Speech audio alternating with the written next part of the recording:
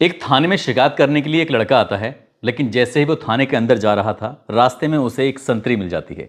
संतरी एक महिला सिपाही होती है। उसकी उस खूबसूरती को देखते ही उस लड़के को कुछ होने लगता है, और जब वो शिकायत करके वापस आता है तो उस लड़की से कुछ ऐसा बोलता है कि जिसको लेकर पुलिस वाली को बहुत ज़्यादा गुस्सा आ जाता है। उसने इस बात का विरोध किया, लेकिन विरोध वो उतना नहीं कर पाई जितना क्या उसे करना चाहिए था।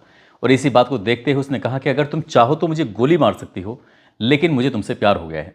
बस इतना था कि महिला सिपाही उसकी बातों में आ जाती है, और बातों में कुछ ऐसी आती है कि उसको प्यार कर बैठती है। दोनों ही एक दूसरे को प्यार कर बैठते हैं।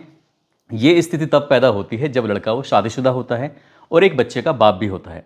धीरे धीरे करके वक्त गुजरने लगता है। ना तो उस लड़के ने अपनी पत्नी का साथ छोड़ा, और ना ही उस लड़के ने उस महिला सिपाही का साथ छोड़ा। जबकि महिला सिपाही की उम्र भी बढ़ती चली जा रही है, और उसे कहीं ना कहीं अपनी ज़िंदगी में एक नया घर बसाना चाहिए, लेकिन वो घर भी नहीं बसा पा रही है। जब भी वो घर बसाने की कोशिश करती है तो कोई ना कोई ऐसी इमोशनल बात करके उस महिला सिपाही को वो रोक देता है। इसीलिए उस लड़की की ज़िंदगी मझधार में फंसी हुई है, महज छोटी छोटी मीठी मीठी बातों को लेकर। आज की कहानी जो मैं आपको सुनाने जा रहा हूँ, इस कहानी में भी कुछ ऐसे ही होता है। दो चार मीठे बोल क्या बोले थे, एक लेडी सिपाही की जान पर बनाई। जान पर ऐसी बनाई कि अब वो जीना भी चाहती है, लेकिन जिए तो जिए कैसे।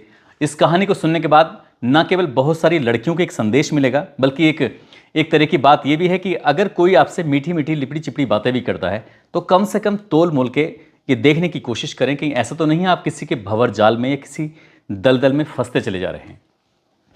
आदाब, नमस्कार, सत श्री अकाल। मैं उस्मान सैफी। आज की जो सच्ची घटना मैं आपको सुनाने जा रहा हूँ, ये सच्ची घटना है उत्तर प्रदेश के कानपुर शहर की। दरअसल कानपुर शहर में एक महिला दरोगा होती है। सामने ही उसके एक महिला सिपाही पड़ जाती है। जैसे ही महिला दरोगा उस महिला सिपाही को देखती है, देखती कहती है कि बेटा तुम तो बहुत ही ज़्यादा खूबसूरत हो, बहुत अच्छी लग रही हो देखने में, कहाँ की रहने वाली हो। वो महिला सिपाही कहती है कि मैं आंटी रहती हूँ अंबेडकर नगर में, और यहाँ पर कानपुर में क्राइम ब्रांच में वो महिला सिपाही के तौर पर काम कर रही है। तभी उस महिला दरोगा ने अपने बारे में परिचय दिया। उसने कहा कि मैं वैसे रहने वाली तो कानपुर के चकीरी थाना क्षेत्र का एक उसका घर है, लेकिन फिलहाल उसकी पोस्टिंग है लखनऊ के LIU डिपार्टमेंट में बतौर दरोगा के पद पर। और साथ ही बताती है कि उसका एक बेटा भी है और पति की मौत हो चुकी है, लेकिन वो उत्तर प्रदेश पुलिस में दरोगा हुआ करते थे। अब वो है नहीं तो फिर बेटा ही है। देर से बेर बेटे की कहीं ना कहीं नौकरी उनकी जगह पर लगी जाएगी। इस तरह की बातें जब महिला दरोगा ने एक महिला सिपाही से बातचीत की, तभी कहीं ना कहीं बातचीत को लेकर ऐसा लग रहा था जैसे कि ये दोनों एक दूसरे को कब से जानते हैं, कब से पहचानते हैं। तभी जाते जाते उस महिला दरोगा ने एक बात कही महिला सिपाही से कि बेटा अगर तुम्हें किसी भी चीज़ की ज़रूरत हो, किसी भी बात की दिक्कत परेशानी हो, तो आपके लिए हमारे घर के दरवाजे हमेशा हमेशा के लिए खुले हैं। आप कभी भी आना, कभी भी जाना, कोई दिक्कत नहीं, कोई परेशानी। वो पहला मौका आता है 23 मार्च 2024 को, जब महिला सिपाही उस घर में जाती है, उस महिला दरोगा के घर पर। वहाँ जाती है, जान पहचान हो जाती है, और जान पहचान होने के बाद फिर वो यहाँ से अपने अपने रास्ते चले जाते हैं। उस दिन जब पहली बार ये यहाँ पर आना था, तो इसी बीच में पहली बार में ही जो बेटा होता है उस महिला दरोगा का, जिसका नाम नवनीत होता है, तो नवनीत ने अपनी जान पहचान बनाई। और जान पहचान कुछ इस तरह से बनाई कि वो तैयारी कर रहा है। यदि उसको कहीं अच्छी नौकरी नहीं मिल पाई, जैसे UPSC की तैयारी या कोई बड़ी नौकरी नहीं मिल पाती है, तब वो मृतक आश्रित में अपने पापा की जगह नौकरी कर लेगा। क्योंकि पापा उसके दरोगा हैं, तो शायद दरोगा से कम उसको नौकरी भी नहीं मिलने वाली है। तो ऐसे में महिला सिपाही का उसके प्रति जो एक इम्प्रेशन था वो ठीक ठाक लगने लगा। और माँ ने जिस तरह की बातें की थी, उससे लग रहा था कि वो उसे अपनी घर की बहू बनाना चाहती है। बस ये पहली मीठी मीठी बातें थीं उस महिला सिपाही की बातों में। वो बात ऐसी आती हैं दिमाग में कि कहीं ना कहीं वो इस घर के प्रति बड़ा विश्वास जमा लेती है। और एक बार ऐसा होता है कि जब महिला दरोगा इस घर पे थी नहीं, वो अपनी ड्यूटी पर थी, तभी महिला दरोगा के बेटे ने उस महिला सिपाही को अपने घर पे बुलाया, उसके लिए चाय नाश्ते का इंतज़ाम किया। जब चाय नाश्ते का इंतजाम किया, इसी बीच में उसको कोल्ड ड्रिंक दी जाती है पीने के लिए, और कोल्ड ड्रिंक पे कोई नशीला पदार्थ दिया जाता है। जैसे ही नशीला पदार्थ वो महिला सिपाही उसको कोल्ड ड्रिंक के साथ पी लेती है, जाहिर सी बात उसको नींद आने लगती है। और इसी मौके का फ़ायदा उस महिला दरोगा के बेटे ने उठाया, और उसके साथ उसने शारीरिक संबंध बना लिए। न केवल शारीरिक संबंध बनाए, बल्कि उसके अश्लील पिक्चरें, अश्लील वीडियो वो बनाए, अपने मोबाइल में कैद कर लिए। जब उस महिला सिपाही को होश आया, तब तक काफ़ी देर हो चुकी थी और वो अपने घर जा चुकी थी। लेकिन यहाँ से अब करे तो क्या करे, शायद उसने पहले दिन यहाँ विरोध किया होता तो शायद ये कभी कहानी बनती नहीं और मैं कभी कहानी आपको ये वाली नहीं सुना रहा होता।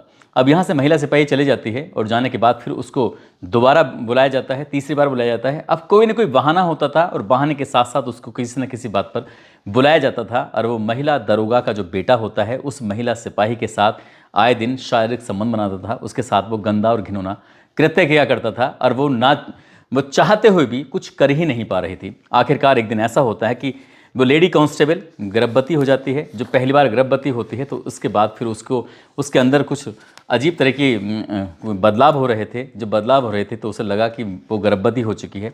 उस लड़के से कहती है कि वो गर्भवती हो चुकी है। तभी वो कहता है कि तुम्हें परेशान होने की ज़रूरत नहीं है, अभी तुम्हारा शरीर इतना भारी नहीं है या कि तुम इस वजन को उठा सको, यानी कि तुम्हारी स्थिति बहुत कमज़ोर है, तुम कमज़ोर हो, इसलिए इस बच्चे को हम पैदा नहीं करेंगे। रही बात आगे की ज़िंदगी की तो दोनों साथ साथ तो रहेंगे, शादी करनी है, सब कुछ ठीक ठाक रहना है। तो कुल मिला के फिर वो एक बार बातों में आ जाती है और बातों में आने के बाद उसका गर्भपात करा दिया जाता है। फिर से वही स्थिति पैदा हो जाती है, एक दूसरे के साथ मिलना मिलाना, शारीरिक संबंध बनाना। जब दूसरी बार वो प्रेग्नेंट होती है तो इस बार उसको समझ में आ जाता है। वो कहती है कि शादी करनी है और अगर शादी नहीं करोगे तो फिर ये सब वो जाकर थाने में शिकायत कर सकती है, बात कर सकती है। जब इस तरह की बातें आती हैं तब महिला दरोगा को लगता है कि कहीं ना कहीं बात ना फंस जाए, इसलिए वो अपने बेटे से सगाई के लिए तैयारी कर लेती है। सगाई की एक तरफ तो तैयारी चल रही है, दूसरी तरफ उस लड़की को कुछ इस तरह से फोर्स किया जाता है कि वो बैंक से लगभग 15 लाख रुपए का लोन ले लेती है। लोन अपने नाम से लेती है और उसके बाद फिर देर सवेर वो लड़का उस 15 लाख रुपए को अपने कब्जे में कर लेता है। 12 जुलाई 2024 को ये झूठ मूठ की जैसे फिल्मों में शादी होती है, गए मांग भर दी, उसके बाद फिर कहानी ख़त्म हुई ताकि वो किसी से विरोध ना कर सके। कुछ ऐसी ही फिल्मी सगाई हो जाती है ना, बहुत ज़्यादा लोग इसमें इकट्ठा होते हैं, बताया जाता, दावा किया जाता है, मीडिया में यह आया है कि शायद मंदिर में शादी होती है और सगाई होती है और उसके बाद फिर ये फिर से दोनों एक हो जाते हैं। लेकिन इसी बीच में लड़की का ये भी आरोप है, कहना है कि 2 डायमंड की रिंग खरीदी जाती हैं और जब 2 डायमंड की रिंग खरीदी जाती हैं तो दोनों के पैसे उस लड़की को ही देने पड़े। यानी कि लड़के ने जो पहनाई वो भी उसके पैसे थे और जो उसने लड़के को पहनाई थी उसके भी पैसे उसको ही देने पड़े। इसी तरह से उसकी ज़िंदगी चल रही थी। दूसरी बार वो गर्भवती हो जाती है और उसको दूसरी बार भी गर्भपात करा दिया जाता है। दूसरी बार गर्भपात होता है। अब वो समझ नहीं पा रहे थे कि 15 लाख रुपए की लोन की जो किस्तें थीं वो अपनी सैलरी से भर रही है, अपनी घर वालों की, अपने परिवार की, खुद की वो इतनी मदद नहीं कर पा रही थी जिस हिसाब से उसको सैलरी मिल रही थी। वो गुमसुम से रहने लगी, परेशान रहने लगी। आखिरकार जब बात शादी की आती है या फिर ज़िंदगी साथ बिताने की आती है तो माँ और बेटे कोई ना कोई बहाना करने लगते हैं। इसी बात को देखते हुए एक दिन उस लड़की ने अपनी जान देने की कोशिश भी की, लेकिन इसी बीच में उसको ख्याल आता है कि उसकी तो कोई गलती ही नहीं है। इसलिए वो कानपुर के पुलिस कमिश्नर के पास जाती है और कमिश्नर के पास जाने के बाद पूरी कहानी सुनाती है। पुलिस कमिश्नर आदेश देते हैं संबंधित थाने यानी कि चकेरी थाने को, और यहाँ आदेश देने के बाद इस मामले में एफआईआर दर्ज हो जाती है। माँ और बेटे यानी कि माँ जो दरोगा होती है जो कि LIU डिपार्टमेंट में, जो कि लखनऊ मुख्यालय में उसकी तैनाती होती है, और बेटा जो कि नवनीत होता है जो कानपुर में रह रहा था। जब पुलिस इनके गिरफ्तार करने के लिए पहुंचती है तो दोनों माँ बेटे यहाँ से फरार हो जाते हैं, भाग जाते हैं। अब फिलहाल पुलिस इस मामले की एफआईआर के माध्यम से जांच पड़ताल कर रही है। ये देखने की कोशिश कर रही है कि आखिरकार महिला सिपाही के साथ क्या क्या गलत हुआ है, क्या क्या नहीं हुआ है। जब इन दोनों को गिरफ्तार किया जाएगा, पकड़ा जाएगा, तब ये चीज़ें सामने भी आ सकेंगी। लेकिन एक अखबार में एक बयान छपा था इस महिला दरोगा का कि ये उनके साथ ऐसा कुछ भी नहीं किया है, बल्कि 27 नवंबर 2024 को शादी होनी थी और इसके लिए गेस्ट हाउस भी बुक कर लिया था, लेकिन लड़की ही तैयार नहीं है। अब लड़की तैयार नहीं है यह है तो ये तो पुलिस की जांच के बाद ही स्पष्ट हो सकेगा। लेकिन जिस तरह से महिला सिपाही के साथ एक दो बार नहीं कई बार तो उसके साथ शारीरिक संबंध बनाए गए, उसने ये सीधे सीधा आरोप लगाया है कि उसका कई बार रेप हुआ है, और वो भी पहली बार जो हुआ था वो कोल्ड ड्रिंक पर कुछ ऐसा नशीला पदार्थ पिलाया गया जिसकी वजह से उसकी ज़िंदगी पूरी तरह से ख़राब हो चुकी है। पुलिस की जांच के बाद स्पष्ट हो सकेगा कौन सही है कौन गलत है। लेकिन ये जो कहानी है, इस कहानी से न केवल उत्तर प्रदेश पुलिस की बदनामी हो रही है, बल्कि कई तरह के सवाल भी खड़े हो रहे हैं कि लड़कियां चाहे वो पुलिस में हों या फिर घरों में हों या फिर कहीं भी हों, उनका सुरक्षित रह पाना इतना आसान नहीं है जितना आसान लगता है। दोस्तों, इस पूरे घटनाक्रम को सुनाने का उद्देश्य किसी को परेशान करना नहीं है, किसी का दिल दुखाना नहीं है, बल्कि आपको जागरूक करना है, आपको सचेत करना है। इस कहानी को सुनाने का उद्देश्य भी यही है कि आपके पास बहुत सारे ऐसे प्रलोभन, ऐसी बातचीत, ऐसी मीठी मीठी बातें करके कोई भी आपके दिल में जगह बनाने की अगर कोशिश करता है तो कम से कम आप अब अपने भविष्य को देखते हुए जो भी कदम उठाएं सोच समझ के उठाएं, ताकि ऐसा ना हो कि कोई कहानी आपकी बन जाए, उस कहानी को कोई ना कोई व्यक्ति किसी न किसी को सुना रहा हो। जाते जाते आइए, आर्यन जादौन हैं, आज इनका जन्मदिन है, इनको जन्मदिन की ढेरों सारी शुभकामनाएं, बहुत बहुत मुबारकबाद। साथ ही जितेंद्र हैं, आज इनकी शादी की सालगिरह है, शादी की सालगिरह की जितेंद्र कुमार जी को बहुत बहुत शुभकामनाएं, बहुत बहुत मुबारकबाद।